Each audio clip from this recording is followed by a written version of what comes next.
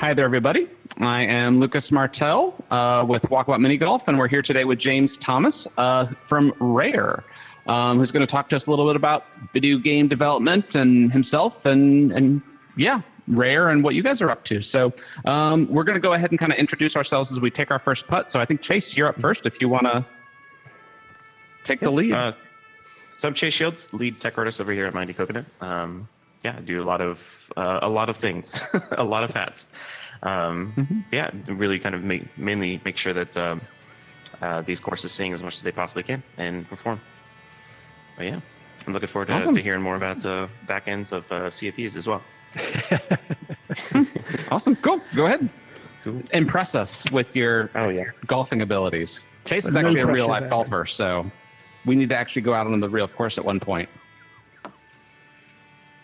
Ooh. Nope. You got there. Cool. Well, I think I'm up next. Like I mentioned, I'm Lucas Martell. I'm the creator of Walkabout, and I do a little bit of everything. It was a solo project, and now we're, 34 courses in, I think? I think I'm right next to you.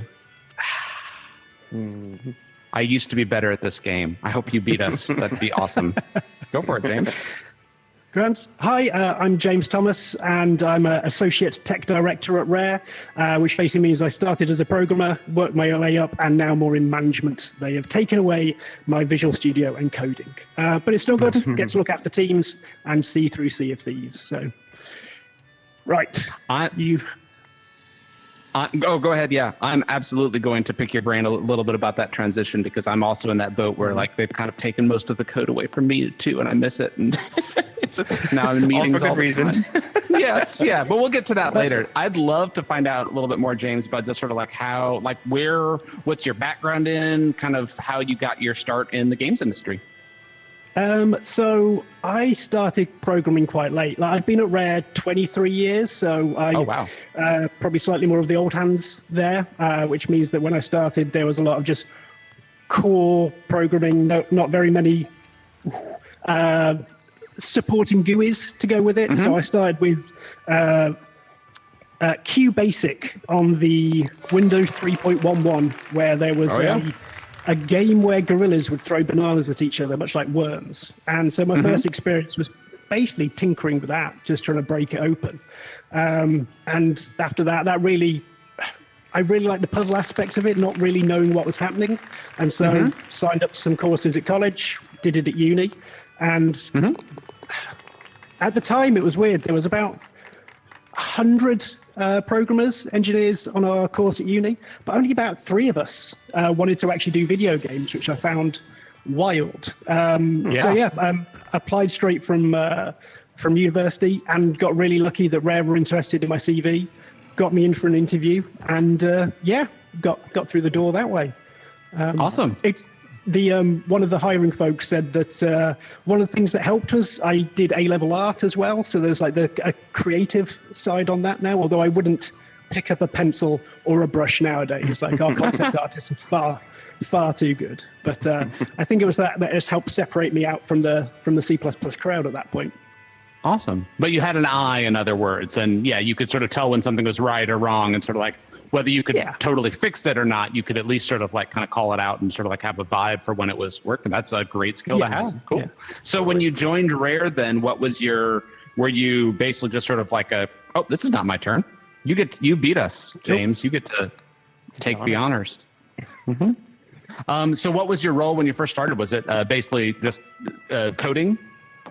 Yes. Yeah. So when I first started, a small stint in R&D, which was our like core engine team at the time. And then my first game was Grabbed by the Ghoulies back on the original Xbox. And it was really exciting for me because that team were the Banjo team that had rolled straight off the N64 games and straight onto the original Xbox. So I was a little starstruck to begin with when the voice of Kazooie turned out to be my manager. Cool. Maybe you could talk a little bit about sort of Rare and sort of like, where you started, but also sort of like even before, because you guys are getting ready to celebrate your 40th anniversary, I believe. Yes, 40 years old this year. And it's been, it's been really good because 10 years ago I got to do Rare Replay, which was a celebration of our first 30 years. Unlucky. And just being involved in that, because I was quite a Rare fan before I signed up. And so just being able to go through all the history and elements there, we looked through everything that we'd done on the Spectrum, the BBC, through to the Nintendo consoles, and it was just a wonderful little trip down memory lane. But yeah, Rare have been around a while and probably done as many platforms as some folks who got hot dinners. So, yeah. I'm actually curious to know a little bit about sort of like updating and like the replay specifically of sort of bringing some of those older games sort of like back to life. Was there a big sort of like remaster as well of that, or was it just sort of like how involved was making the replay? It was because of the number of platforms that we handled. It was horses for courses, so different things we did, different elements. So when we did the Spectrum build, there was actually a Microsoft engineer who worked in one of their security areas, like security and bugs. And he wrote a Spectrum emulator in his lunchtime and had put it on Windows Phone to date that completely. And he got in touch with us going like, can I put this on the store? And we're like, well, we're not going to, as long as it's not for profit, you're not going to retire off this. That's fine. Do it as a tech project. And then his name came back up as we were looking for how we could do things. So we brought in him. When we did the 360 games, that was when Microsoft were rolling out the backwards compatibility. So we got to leverage that. And then everything else was a in-house emulator building, basically, which was great. Oh, and we got Code Mystics, who are based up in Canada, to do some of the N64 work as well, which was great because they've come back to us since with working on GoldenEye. But there was just a barn full of nerds geeking out over different bits, whether it was decompiling old ROMs to try and put in cheats and look at what the developers had done like 20, 30 years ago, or folks just playing their childhood games. It was a proper passion project, that sounds like a lot of fun, and just that ability, because there's so many different small games tied together, I'd imagine that's a lot of fun too. Just like usually with big projects, you don't quite get to, there's so much more organization, but I would imagine with something like that where you have so many older, smaller games that it's a lot easier to just like, it's all green pasture. You could just get in and sort of like start messing with stuff and figuring it out. And there's maybe a little less just like the production management, I would imagine. It was, to be honest, it was a bit of a whirlwind as well. It was 9 months, 10 months from start to finish. Because we'd come off the back of Kinect Sports Rivals, which was a launch window game for the Xbox One. And then it's always like, well, we've got the 30th coming up. And like, can we do this? Could we do this? Which really added to the energy of the game as a whole, because it was a proper small team working together, passion project. And it just made it so memorable in that sense. Awesome. Well, I'd love to find out a little bit more about what you've been working on now and more recently. You want to talk about, kind of what you're up to currently? Yeah. Ever since Rare Replay, I've been working on Sea of Thieves, which is an online pirate adventure where you get to crew up with your friends and sail a ship around the seas, finding treasure, fighting skeletons, fighting other crews. But it's been out for 7 years now, which has been very pleasing, because this is Rare's first foray into service evolving games at this point. So just seeing how the community, the fan base have reacted to it and wanted us to keep going has been really, really heartening, because up until now, we've basically done one and done. Like everything's been a cartridge, everything's been a disc and gone, and maybe a DLC, but we move on with life. This has really changed so many processes within Rare, like from design to shipping to like every single department has had to adjust to this new way. That's like us. I know we could. Oh, sorry. I was going to say we could probably really relate. One. Yeah, because a lot of the decisions you have to make, even creative calls, you have to consider like, okay, we have a scheduled timeline of like, can we fit it within this, or can we like shift around releases and kind of keep that in mind? But at the same time, try to delight players as much as you can, because you want to keep it going as long as possible. That's it. That's it. Yeah, we've had the same thing. We're like, can we fit this giant feature in, or do we have to piecemeal it? Like, here's step 1, here's step 2, and build on it. So completely get that. Yeah. So was Sea of Thieves originally intended to be a live ops game, or and by the way, for folks listening who don't know, live ops is an industry term. It basically means like all the stuff that happens after release. So Walkabout is very much turned into a live ops or a live service game where we're just sort of like, continuously releasing new stuff. I know you mentioned that I think you're on season 16 right now. Yes, yeah, we've got a new season coming out probably after we record this, but before it launches. And it follows a lot of the philosophy that we've tried to put into the rest of the game. It's evolving what we've got. It's pushing what we've got in the sandbox forward, because right back at the start, one of the principles that design wanted to follow was players telling stories together. And so it was always intended to be a game that was multiplayer, that was out there so that friends could crew up and have a wild time together. We didn't want to necessarily prescribe what they were up to, though, because we've done linear games in the past, and it's fine, but there's only a path through it. Maybe the corridor's wide, but it's still just one path through it. Yeah. So with Sea of Thieves, we wanted to give them this playground, this sandpit they could just explore and make their own fun in. And so the term tools, not rules came up. So everything we've tried to put in the game that is something the players can use or hold is something that we hope they can use in unexpected ways that will surprise and delight us. So elements that we've got cannons that you can fire yourself out of, which just creates hilarity when it's like you're trying to board a ship from miles away.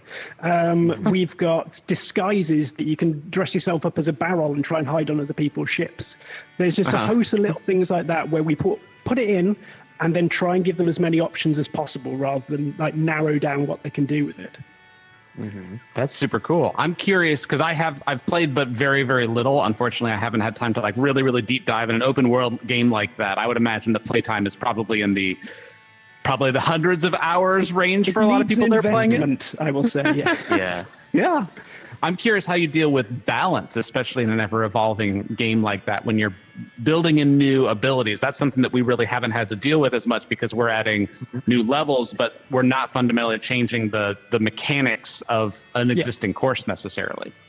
It's a fine balance, as you would expect. We have a couple of things that go for us in that, where there's not a power leveling for us, although you can like level up in the game to see new things, to buy new accessories and clothing. You don't get better weapons or better like tools to use out in the world. So it's a very level playing field, which is great because I played for like 2.5 years before my cousin then bought the game and wanted to play with us.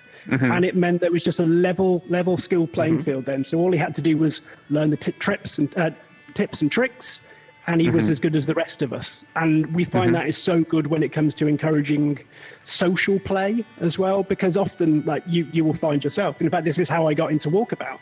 It's word of mouth. And so removing the barrier of, no, I'm sorry, you've got to grind for 20 levels before you can get to the same point in the world as me. It just means that people can just drop in, drop out as they see fit. Yeah, totally.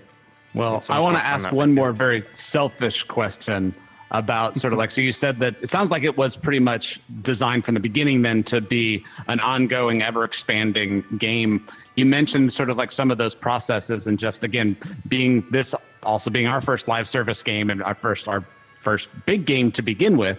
I'm kind of curious what some of those processes were that you mentioned that changed a lot as you're doing this. I'll go ahead and fly on to the next hole as well, so we can. On a very infrastructural level, it's trying to figure out how to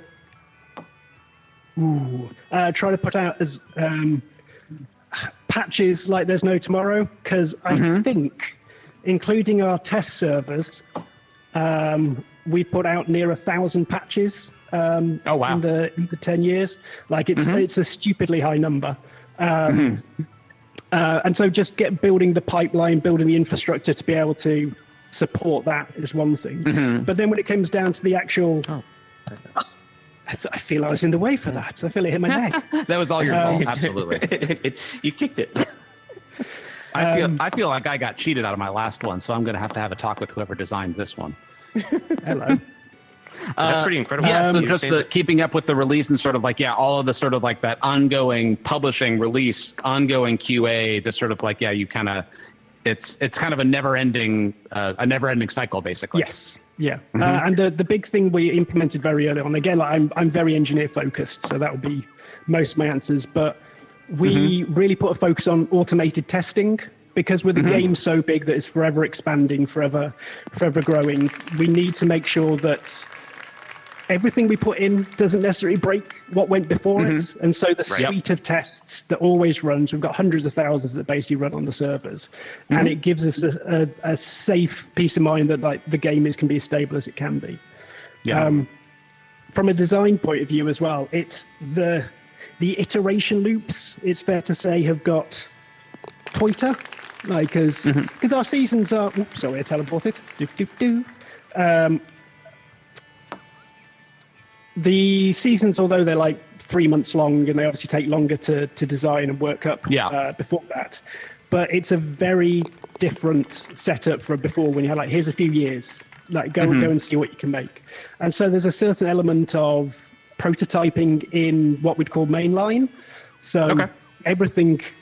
If you're trying stuff, you're doing it where other people are trying to work and ship the game. So you've got to be a bit careful about how you practice, make, try things. Right. You fix the bugs as they pop up because everyone is on mainline, watching. Yes. Yeah, that's so cool. Yeah, in a way, we've kind of like just the way that we've designed this course, or just designed this game to have just basically courses. They're kind of compartmentalized in their way, so that it kind of is a little bit easier for us to kind of not break, legacy courses unless we're changing them as well. So as we go, so that's been helpful to keep bugs to a minimum, but still stuff pops up because there's still physics involved that affects every course as well. Yeah. And we're also doing a lot of other core improvements to the game as well, adding new features, adding more different modes and different things like that. So that's the thing more recently that has been sort of like that. Yeah, we've definitely been running into more of that. But I'm also kind of curious, how big is the team currently on Sea of Thieves? That's a great question. We sort of span quite a fair amount of rare, because there's a second game in there, Everward. But we also use quite a few co-devs, so we're buddying up with some code outsource. We co-dev with Flix and Lucid, who are both UK based. Oh, sorry, it's me. And so that really helps us expand into what we need, and we sometimes have to disappoint them as well, because for a nerdy comment, we're using a version of Unreal which is 4.10, which is about 8 years old, and so it's very hard to get updates for the project at this point. So we get these grads straight out of uni, and we have to say you've got to go to a time machine and work with an engine that's probably before they started university. Oh, that's super interesting, because one of the things that we have been, it's a blessing and a curse, but because we're working in VR, there are so many, like, we have to upgrade. We're on Unity, but we have to upgrade the Unity like almost every 6 months. And so we're pretty close to current on that. It's a pain every single time we do it, but we have to, because so many of the features that are coming out that are required to continue to make the game in VR are only available in new versions. So that's definitely been a pain point. But on the flip side, we also are not dealing with sort of like the engine that it originally shipped with. So I don't know if that's a blessing or a curse. I think it's a good thing too, because we're live ops, we're kind of staying ahead of the curve. Like if Meta comes out with an update or Unity comes out with an update that affects VR, then we're always finding those bugs like right away and hopefully trying to like course correct and adjust as we go. Yeah. I would say the flip side of that, though, is often that we're on the bleeding edge of that, which means that we bleed a lot, because the number of things that might be broken that might not be our fault is significant. But we're not going to go into all of that. It's definitely one we've taken on. Go like, next time we will stay up to date. But the flip side is it means we've customized a lot of the engine to do what we need it to. So pros and cons there. Awesome. Yeah, it's. Oh, go ahead. You mentioned Unity. One of the great things of the early days of Sea of Thieves was the Unity prototype that we had. Because whilst we're having to make new features in mainline as it stands, the early version of Sea of Thieves was this complete standalone project. We're not going to port the code forward. It's going to be this unique thing that we can practice in as much as we want. But we also kept it very stylized. And I'll be honest, it wasn't a million miles away from like the low poly approach, because we were going with if it's fun when you're just a capsule, like all the players were just giant pills, just capsules. If it's fun with that, then it's going to be fun when we spend the time and effort putting animations in, putting the models in, putting the pretty islands in. So it was a great philosophy that the design team operated early doors with that. Yeah. It's really cool because it's almost like a traditional way that Nintendo really kind of excels in that kind of idea, but it's really much like a classic kind of game design workflow. It's like focusing on the fun and then getting that working before you even fill out all the art. Yeah. The art just sort of pluses it. Well, same person, Viva Pinata was one of my favorite games. And the same art director who was on that is on Sea of Thieves, and he just created this lovely aesthetic that's like quite painterly. Everything's a bit wonky. I absolutely love the look of it, and that organic quality really adds a lot of character that you can. It's hard to do that in CG, in models. Yeah. Again, they're wizards over there. There's certain barns that I just consider magic users. It's funny because I kind of equate the visual style kind of like what we're doing in a way. Like there's certain things in Sea of Thieves that are very, very realistic, like the water, very much like realistic water, but then stylized characters, where it's kind of similar, where we pick and choose what we want to be more realistic in the effects side, and then obviously it's still low poly and very stylized in the overall aesthetic. The water was obviously a big part for when you got ships sailing around. And the tech guys who created that, they were reading white papers and all sorts of that. The first time I was in the middle of a storm with the waves, like twice as high as they usually are, the lightning going around you and the light bouncing off of the crest of the waves. It was just like, okay, we've got something here, which is good to feel. Yeah. So I actually have kind of another selfish question, which is, I'm curious. You said your seasons are 3 months long. How far ahead are you scheduled? Like, how much do you know? Like, oh, here is something, or here are all the things that's going to drop in 3 months, 6 months, 9 months. Just kind of how many different things are you working on the same time?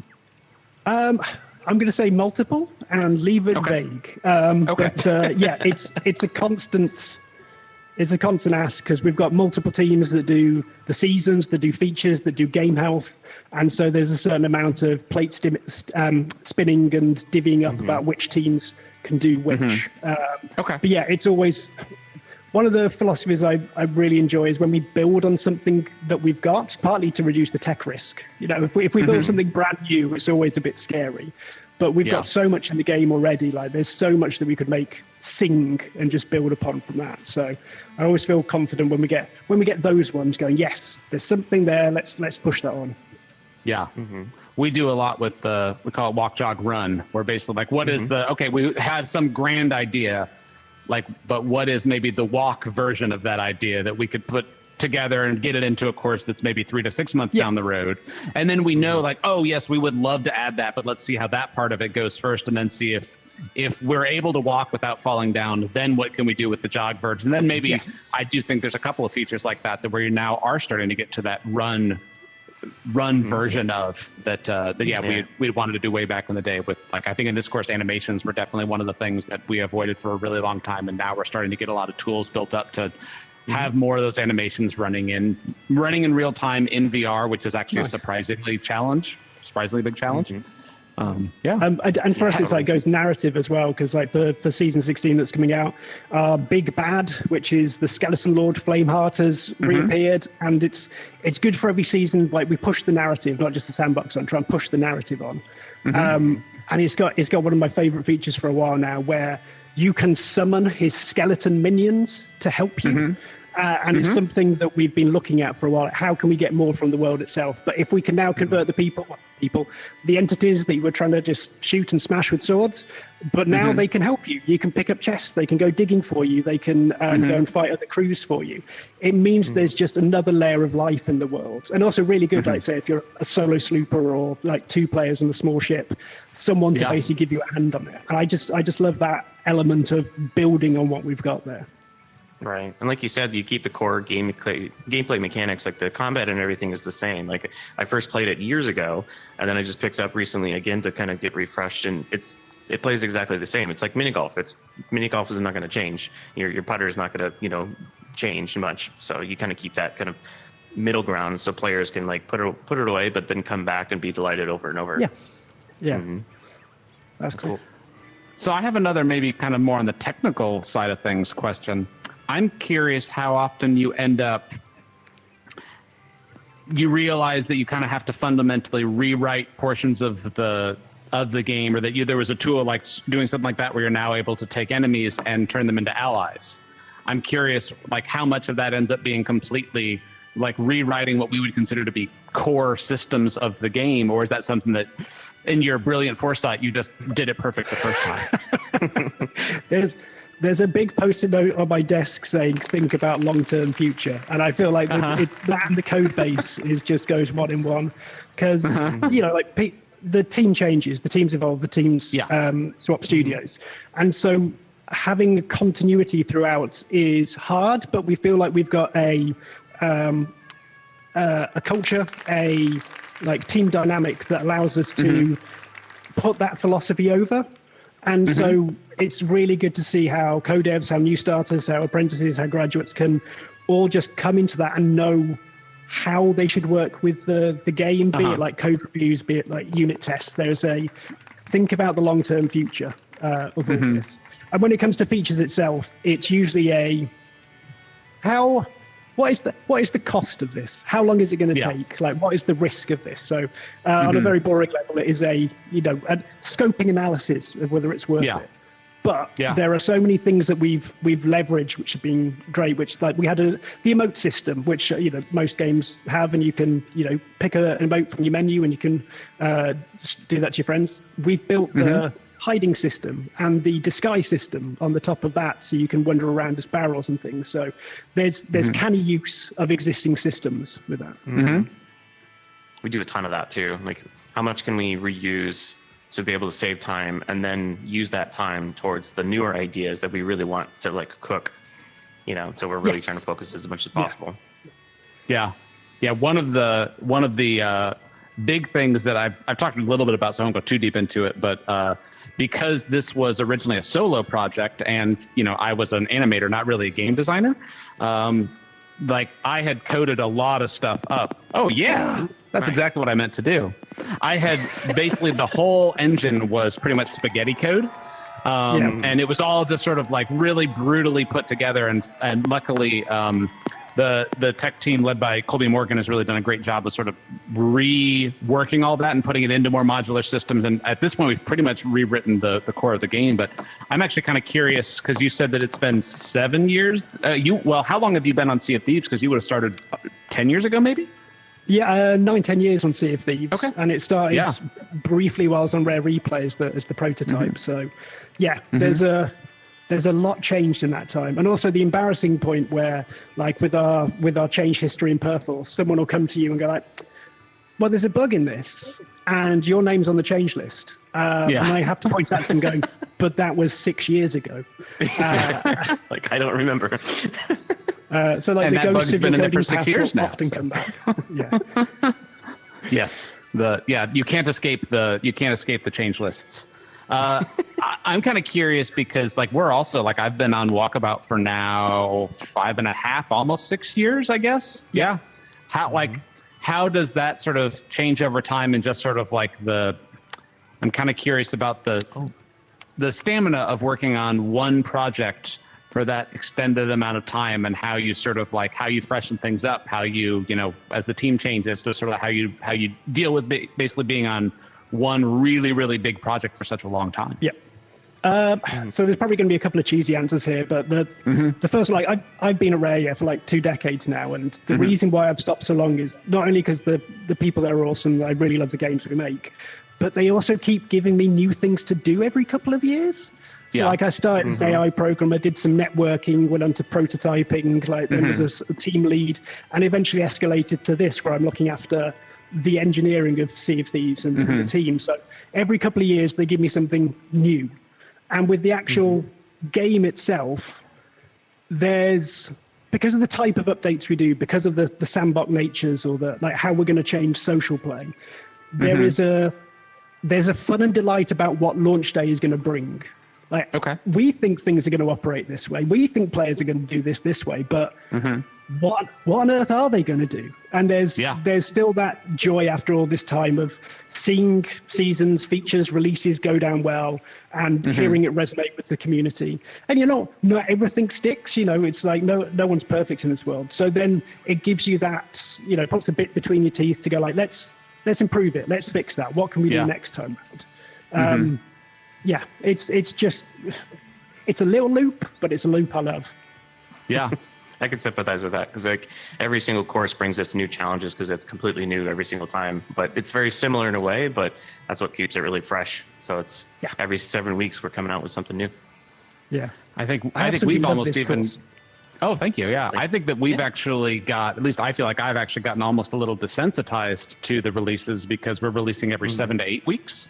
And been doing it for so long now, it's sort of like, we're so focused on the next thing or the next like 3 or 4 things usually by the time that something comes out that, I almost wish that we had a little bit more time to really sort of like almost reflect pause and react and reflect and all that sort of thing. But the reality is just how long it takes to make these different things. You kind of have to have all those things queued up. So the lessons that we learn from something, sometimes it's something that we can implement, especially if it's in a process or something like that. We can usually start to implement it, but a lot of times it takes a year for that lesson to actually get through because it's got to go all the way back in the pipeline. It's like, oh, we need to change how we're designing something, but then you're not going to see the results of that for sometimes another year. So it's just this constant evolving process. So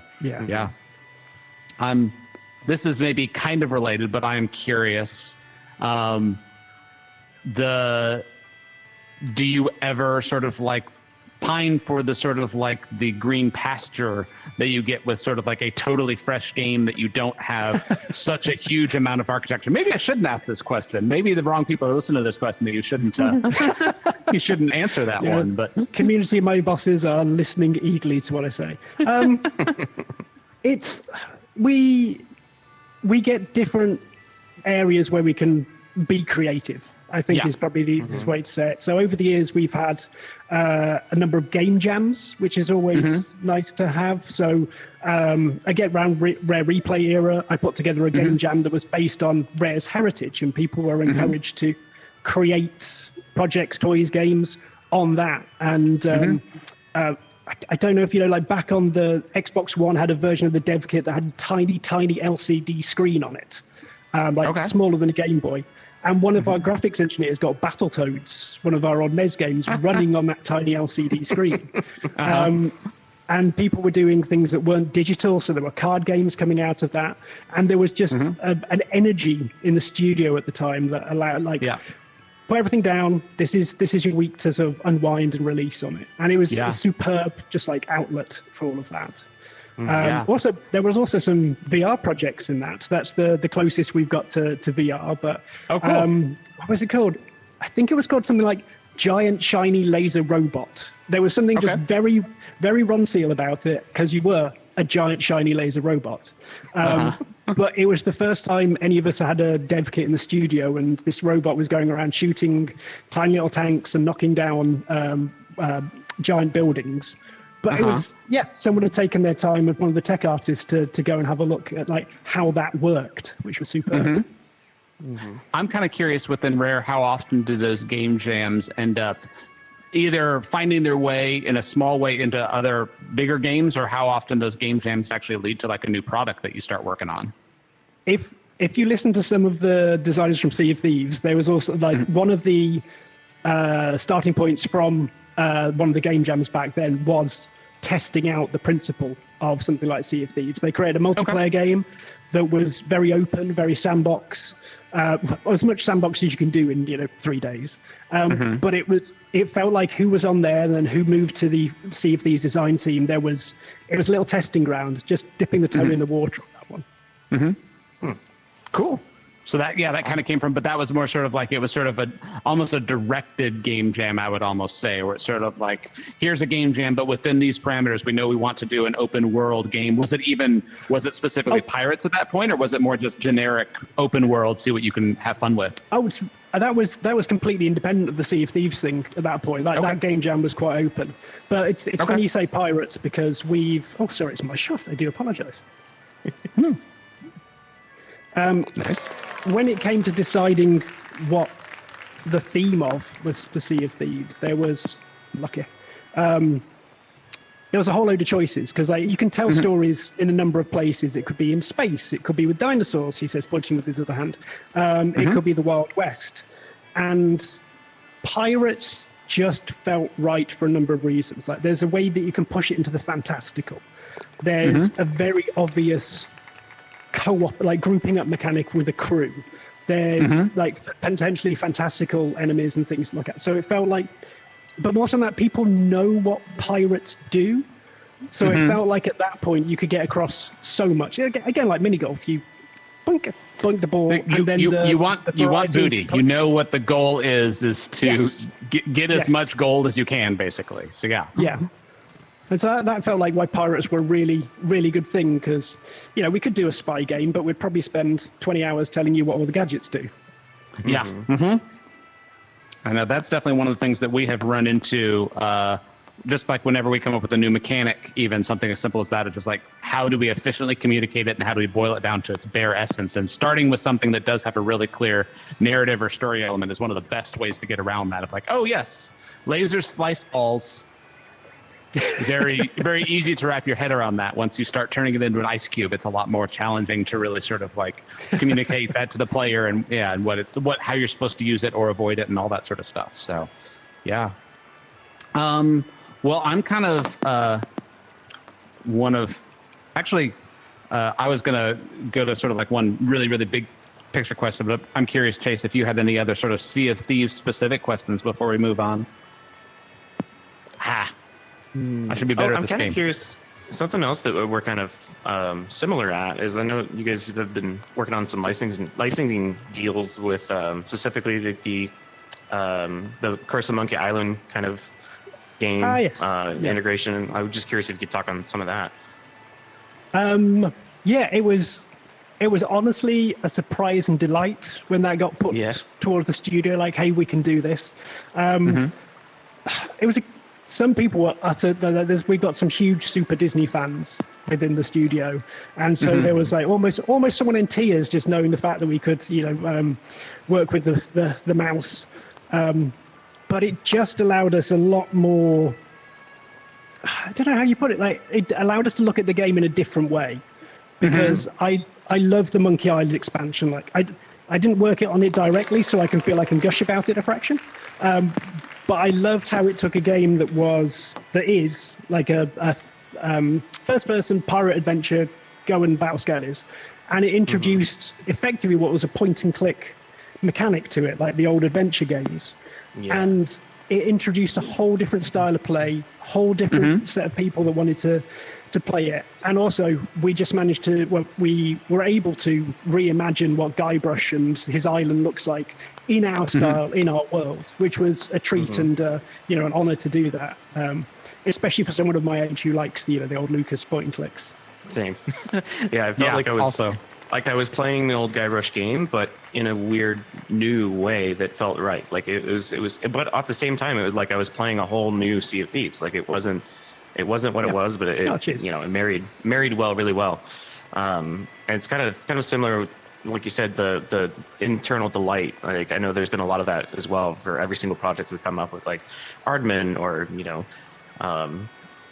Myst and all these other cool IPs that we've been able to work with. So very cool. Yeah. Yeah, we often think this a similar way in terms of like, what does that license sort of let us do that we might not be able to do on our own? That sort of like, oh, it justifies that. Yeah, okay, if we're doing this now, we can do puzzles. If we're doing Meow Wolf, we could probably go a little crazier with some stuff than we could possibly do just on our own. People would think we kind of lost our marbles a little bit, but pairing it up with something that already has it is like, no, you have to go maximalist. You have to sort of like integrate all these different sort of mechanics in order for it to feel Meow Wolf. So. Well, awesome. Well, this was a ton of fun. Thank you so much, James, for taking the time to hang out with us and play around today. Anything else you want to add or plug or anything that we missed that you wanted to talk about? First, let me gush. Like, absolutely adore this game. There's been a massive little social hub at work spin up around this. So I have to shout out Martin, James, and Dave. Otherwise, they would never let me play golf with them again. But also, it's been a real lovely space for me to catch up with my brother Mapu as well. Like, he lives further away in the country, so it's just such a lovely social space. And like, I'm so happy that you invited me on. So thank you. Awesome. Probably on a more business level, Sea of Thieves, available now on 1,000 platforms, Xbox, PlayStation, PC, and also the new season should be out soon, so you can fire new sorts of cannons from your ships and play with Skelly AI crewmates. So, yeah, probably the two ends of the scale there. Awesome. Cool. Well, thank you again, James, and thank you everybody for watching. We'll catch you next time. Cool. Cheers all.